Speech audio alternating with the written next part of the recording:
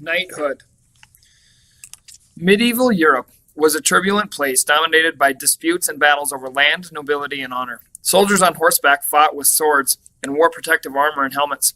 These warriors, called knights, owned land and pledged loyalty to a lord, a king, prince, or nobleman.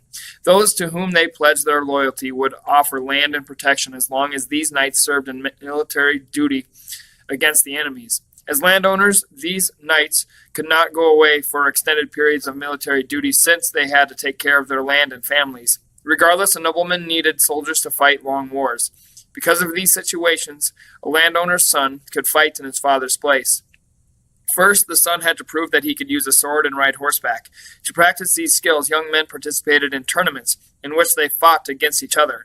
After proving his skill, a young man would kneel in front of his nobleman. The nobleman would touch the man on the shoulder with his sword and say, "I dub thee, sir," whatever the man's name was.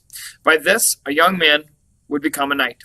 Later, a more complicated system for knighthood developed. At age 7 or 8, a free landowner's son would leave his family to become a page. A page lived in a nobleman's castle to learn how knights became brave warriors.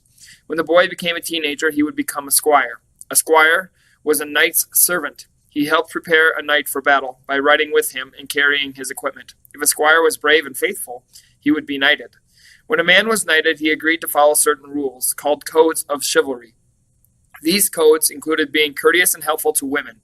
During times of war, such as the Holy Crusades, knights made vows of poverty and obedience. Since fighting styles and military needs have changed greatly, knighthood is now reserved as an honor granted in recognition of great accomplishments.